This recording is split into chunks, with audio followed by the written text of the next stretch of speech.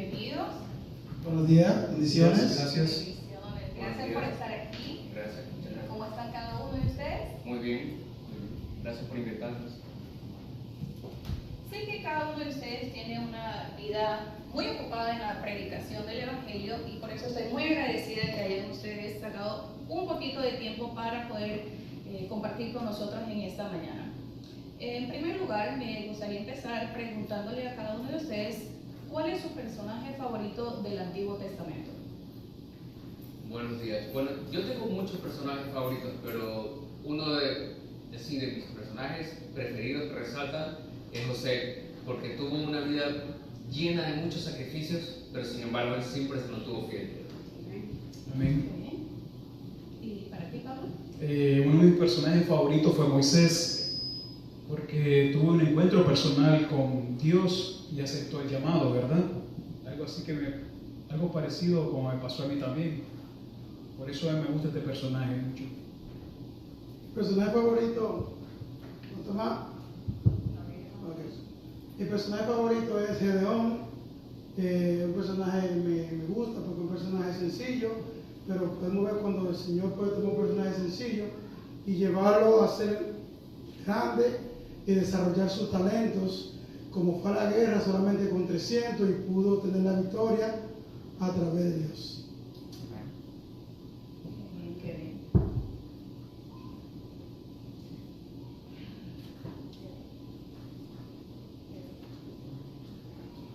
A mí también me gusta Gedeón porque él tuvo un momento duro y él dudó y puso a pruebas a Dios. Y Dios fue muy amable con él y hizo las cosas como Gedeón pidió. Y como él, pues yo también dudé muchas veces, pero sin embargo Dios me levantó y me hizo un líder de la iglesia. Qué bueno. A mí también me gusta Gedeón, porque cuando Dios lo llamó, Gedeón no confió en su propia fuerza, sino que para poder liberar al pueblo de Dios, al pueblo de Israel, se aseguró de que sea Dios en todo momento quien lo guiara. De esa manera aceptó su llamado. Wow, qué interesante. Me gusta que a todos ustedes les guste Gedeón, porque hoy más tarde en nuestro programa estaremos hablando un poco más acerca de él. En este momento me gustaría hablar de algo un poquito más reciente, que supe que hace poco hubo un concilio donde se trató un tema muy importante y quisiera aprender sobre el tema, el debate y la conclusión del concilio de Jerusalén. Antes de eso, voy a leer un texto bíblico que está en Hechos 15:11. Y la palabra de Dios dice así: antes creemos que por la gracia del Señor Jesús seremos salvos, de igual modo que ellos. ¿Alguien del público me podría dar, quizás elaborar qué es lo que ustedes entienden de ese texto?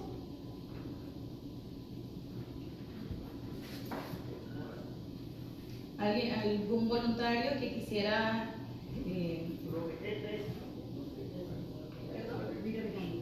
Y se los leo nuevamente, es Hechos 15:11. Antes creemos que por la gracia del Señor Jesús seremos salvos, de igual modo que ellos.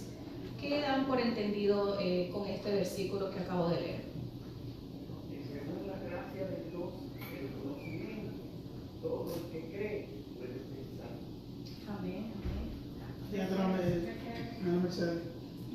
Para mí entender es que somos salvos por gracia, no por obras, sino por gracia, porque si no hubiera tenido el sacrificio de Jesús, pues de nada serviría tener fe, o sea, somos salvos por la gracia. Amén, amén. ¿Alguien más? En ese versículo encierra toda la lección de esta semana, porque solo por fe es que nosotros vamos a ser salvos. Amén. Amén. Hermano, ¿se quiere agregar algo? Creyendo.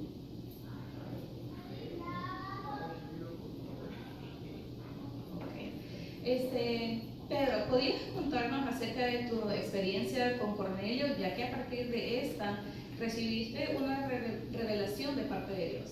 Sí, esta fue una tremenda experiencia con Dios, porque Él me reveló que no podíamos llamar a los gentiles inmundos, porque Dios se acercó a ellos y los transformó. Y de esa manera, pues, comprendí que Dios estaba aquí para dar la salvación no solo a los judíos, sino a todos, a los gentiles, a todos, no diferenciaba a nadie. Interesante. Quisiera dirigirme a Pablo y Bernabé. ¿Podrían relatarnos un poco su experiencia en su primer viaje misionero? Bueno, iniciamos nuestro primer viaje misionero bajo la dirección del Espíritu Santo, orando por nosotros. Nos envió a diferentes ciudades para predicar a Jesús. Sí, la experiencia es maravillosa porque ir y salir a predicar a todas diferentes ciudades, diferentes culturas, y ver que la iglesia comienza a crecer de una manera maravillosa, el gozo es tremendo, pero el enemigo nunca se queda atrás, y el enemigo comenzó a usar dentro del mismo ámbito de la iglesia o del pueblo. Vinieron unos compañeros judíos de Jerusalén y comenzaron a hacer divisiones por el problema de que para ser salvo tenía que circuncidarse. Entonces hubo una división en la iglesia, pero con oración pues pudimos poder resolverla. Muy bien, gracias. Entonces, básicamente el problema más grande o el punto en cuestión de este conflicto era la circuncisión. Y es que esta no era una institución humana, sino que había sido ordenada por Dios mismo, como una señal de su pacto con los descendientes de Abraham como el pueblo elegido. Quisiera ver si alguien del público me pudiera leer un texto bíblico que se halla en Éxodo 12, del 43 al 49, para que confirmemos lo que acabamos de decir. Éxodo 12, 43 al 49. Y Jehová dijo a Moisés y a Aarón: esta es la ordenanza de la Pascua. Ningún extraño comerá de ella, mas todo siervo humano comprado por dinero comerá de ella, pues después de que hubieres circuncidado. Bien, gracias. Pablo, ¿me podrías dar tu opinión sobre la circuncisión? Bueno, siguiendo las reglas y todo eso, vemos que somos salvos por medio de la gracia, ¿verdad? Por medio de la fe. Recordemos cómo cuando Abraham creyó, ¿verdad? Fue por la fe, por la justicia que él tenía ante Dios. Él no era, antes de hacer eso, no sería circuncidado. Le voy a leer algo muy importante que dice aquí: fue llamado alguno siendo circunciso, quédese circunciso. Fue llamado alguno siendo incircunciso, no se circuncide.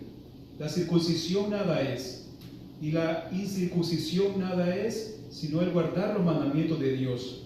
Porque Dios es uno, y Él justificará por la fe a los de la circuncisión, y por medio de la fe a los de la incircuncisión. Porque en Cristo Jesús ni la circuncisión vale algo, ni la incircuncisión, sino la fe que obra por el amor. Amén. Entonces, si nosotros nos ponemos en el lugar de los judaizantes, ¿qué argumento podríamos presentar para defender esa postura? ¿Alguien del público que quisiera responder esa pregunta? Si nos ponemos nosotros en el lugar de los judaizantes, ¿qué argumentos podríamos presentar para defender nuestra postura? ¿Alguno de ustedes? Bueno, ¿qué postura debemos tener? Hay que entender y saber que cuando el Señor hizo ese pacto con Abraham, lo hizo para diferenciar el pueblo de él del mismo pueblo que estaba creciendo, de los otros pueblos. Bien, pero a medida que Jesús murió en la cruz del Calvario, todas esas ceremonias quedaron clavadas allí. Entonces solamente lo único que debemos de seguir, como dice en Apocalipsis, es guardar los mandamientos de Dios y tener la fe de Jesús. Eso es lo único que nos lleva a nosotros a la salvación. Porque circuncidar, ayúdenme, o no hacerlo, no deja de salvar a uno, no define a uno o no le gana el cielo. A veces los judíos de aquel tiempo, y también muchas veces en este tiempo, puede suceder que muchas personas creen que por venir solamente a la iglesia, sentarse en el banco, ya cree que es salvo. No es eso, es mucho más que eso, es trabajar para el Señor, definirnos como cristianos, preocuparnos por nuestros hermanos que no conocen la palabra de Dios y no servirles como carga, sino darle la mano para que puedan llegar a la salvación. Amén. Amén, amén. Entonces, ya va entendiendo un poquito mejor. La gracia salvífica de Dios no funciona en el ámbito de las obras humanas, por lo tanto, imponerla básicamente anular la gracia de Dios y hacer que el sacrificio de Jesús no sirviera para nada. Entonces, solamente somos salvos por medio del sacrificio que hizo Jesús por nosotros. Me gustaría escuchar a Pedro. ¿Qué opina usted acerca de esto? Hace tiempo Dios escogió que los gentiles escuchasen la palabra de Dios a través de mí, que escucharan el Evangelio. Y Dios conoce los corazones, les dio testimonio, dándoles el Espíritu Santo, el mismo que a nosotros. Y no hizo ninguna diferencia entre ellos, ustedes, entre mí. Y purificándoles sus corazones, a través de Jesús, nosotros vamos a ser salvos, al igual que todos ellos. Amén. Oh. Pero el Señor siempre tiene siempre a uno de sus hijos preparado. Y aquí pues resalta a Jacobo, el hermano de Jesús, que él era uno de los que estaba a cargo de la iglesia. Y le dice en el concilio de que no necesariamente ponerle más carga a aquellas personas que conocen a Jesús, porque no era necesario. Simple y llanamente, él le dice que le dejen vivir su vida cristiana, pero claro, hay cláusulas, apartado de los ídolos, apartado de las fornicaciones y de comer animales inmundos o ahogados, porque no solamente es para adorar a Dios a través de eso, sino para beneficio de nosotros mismos, porque cuando el Señor no permite algo, es porque tiene una razón para beneficio de nosotros, no para Dios. A veces tenemos el concepto equivocado de que cuando el Señor no nos deja hacer algo, no prohíbe algo, es porque no quiere o simplemente porque al Señor le pareció. No, cada vez que el Señor pone alguna regla es para beneficio de nosotros, para mantenernos purificados, mantenernos fuera de enfermedades y cosas que puedan afectar nuestra vida espiritual. Amén, amén, gracias. Qué importante es saber que Dios habla inspirado a través de sus hijos y que por medio de Él hallamos solución a toda dificultad. Sé que el resultado de este concilio fue un decreto apostólico y que contenía 4 prohibiciones para los conversos gentiles. Pablo, ¿podrías contarnos acerca de ello?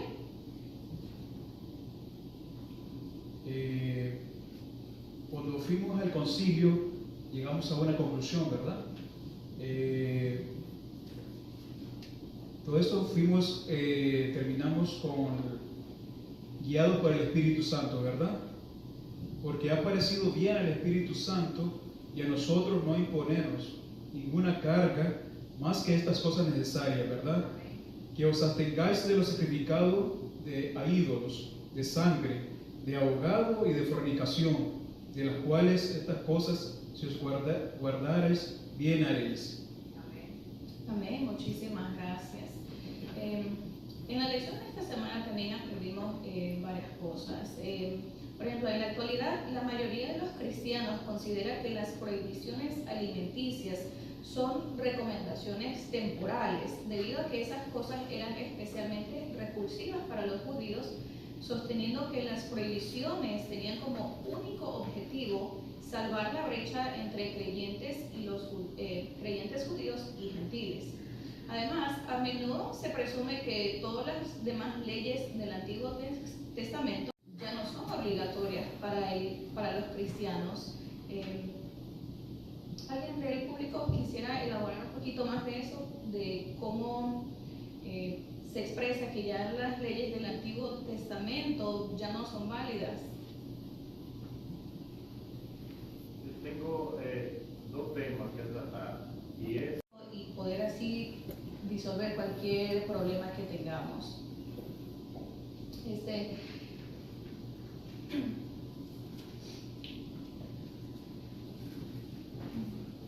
Entonces, de esta manera se resolvió de forma satisfactoria el tema principal por cual el concilio se había convocado. Como la salvación es por la gracia, se eximía de la circuncisión a los gentiles cuando se unían a la iglesia. Sin embargo, debían abstenerse de las cosas que Pablo mencionó hace un momento. Sí, también se escribieron cartas a las iglesias para darles a conocer el decreto que se había tomado bajo la dirección del Espíritu Santo. Y así fue cuando la iglesia de Antioquía recibió el mensaje de gracia redentora, que venía solo se podía obtener a través del Espíritu Santo, pues quedaron muy contentos. Muchísimas gracias. Entonces, una pregunta nuevamente para el público sería, ¿cuán difícil nos resulta tener comunión con creyentes de otras razas, culturas e incluso de clases sociales? ¿De qué manera podemos nosotros deshacernos de esa actitud decididamente anti-evangélica?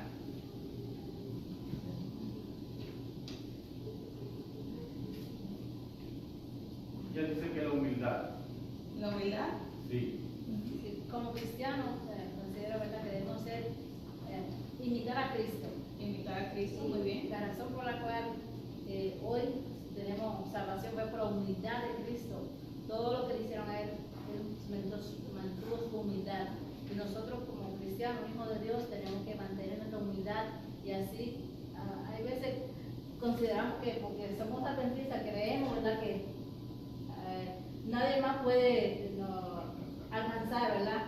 Sabemos, ¿verdad?, que somos pueblo de Dios, pero tenemos que mantener nuestra humildad y a través de nuestra humildad llegar a otra persona con el evangelio de salvación en humildad, no creyendo que como somos salvos lo tenemos todo y más que nadie puede, pero con humildad podemos llegar al pueblo de Dios y podemos traer a otra persona. Amén, amén.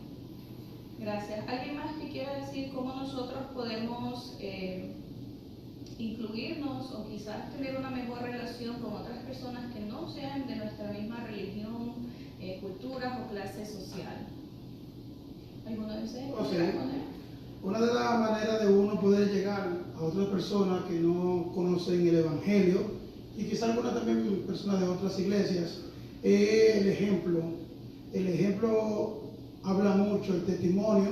A veces uno no tiene que hablar porque el testimonio habla solo, la manera de conducirse, la manera de uno hacer las cosas, pero solamente uno logra eso cuando Jesús vive en uno, porque como dice, dentro de la misma iglesia se levantaron divisiones para ponerle más carga, que eso es lo que estaba pasando en la iglesia de Antioquía, una iglesia joven.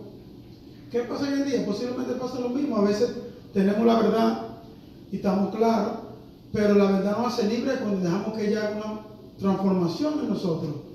Y la verdad es Jesús, para la redundancia. Entonces, cuando uno comienza a llevar esa verdad a aquellas personas que necesitan el Evangelio y comienza a aplicársela a uno, pues una manera de uno predicar y enseñar a aquellas personas que pertenecen a otras iglesias de que hay una diferencia. Porque dice el Señor, no diga, no que tú digas Señor, Señor será salvo. Eso quiere decir que, aunque te diga Señor, si Él no vive en usted, lamentablemente no va a poder ser salvo. Es decir, ni la circuncisión, ni ningún tipo de vida, ninguna obra que uno haga salva a uno. Lo que salva a uno es Cristo Jesús. Amén, muchísimas gracias. Entonces, hermano. Yo quiero abundar un poquito al comentario del hermano Carlos, y estoy 101% de acuerdo con él dice este ejemplo. Se testifica más con nuestro comportamiento, ya sea en nuestro medio de trabajo, en la comunidad, donde nosotros nos desenvolvemos. No hay nada, mis hermanos, que llegue al corazón de los demás que un buen testimonio. Amén. En nuestro comportamiento, sin aún hablar una palabra, porque de ahí se abren las puertas. Por mi experiencia puedo decir lo que muchas personas se han acercado a mí, gente que yo no conozco y sé en el supermercado, en mi trabajo, en el área donde estoy, se acercan a mí y me preguntan, ¿tú eres cristiano? Sin que yo hable una palabra. Y el ejemplo para mí lo es todo. Sí, y lo mismo digo, si me ha pasado a mí en alguna que otra ocasión que por mi comportamiento, por mi buena actitud y siempre tener una actitud muy positiva, te dicen, tú vas a la iglesia, no directamente te dicen eres cristiano, pero vienen y te dicen, tú vas a la iglesia, Algo tú crees religioso. en Dios, o sea, tú tienes un tipo de creencia. Hablo de Jesús. Amén. Entonces también estaba yo comparando también lo que es la circuncisión con lo que es el bautismo ahora. Entonces ahora, hoy en día te dicen, si tú no te bautizas, no eres salvo.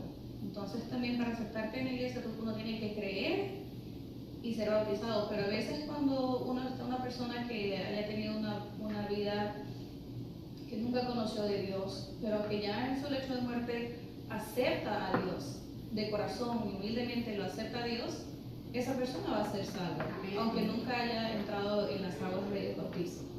Entonces eso también nos lleva a lo que es que somos salvos por la gracia de Dios. Amén. Bueno, para aclarar ese punto, si estamos en salud y estamos bien, tenemos que hacer el paso que se debe hacer. Aceptar al Señor y testificar públicamente de que pertenecemos a Jesús y lo hacemos Así es. en simbólico con el bautismo, porque representa la muerte y la resurrección de Jesús. Ahora, en el caso de una persona que está en el hospital, pues se le unge, que es prácticamente un bautismo espiritual, y por medio de eso, pues también es aceptado delante de los ojos del Señor y es salvo también. Gracias. Me llena de mucho gozo y dicha saber que Dios está al control de nuestras iglesias, de nuestras vidas, y saber que la mejor manera de enfrentar dificultades es estar unidos como hermanos, como familia, buscando siempre la dirección del Espíritu Santo y permitiendo o que Dios obre en nuestras vidas, para que nosotros seamos un ejemplo, como lo dijo la hermana y como lo dijo acá el hermano también, que nuestras vidas sean el ejemplo en acción a otras personas que no conocen de la palabra todavía. Entonces, mi anhelo en esta mañana es darle gracias a Dios y Señor por las maravillas que hace dentro de nuestro pueblo, de nuestra iglesia. Voy a invitar a la iglesia que nos pongamos de pie y le damos una oración de gratitud.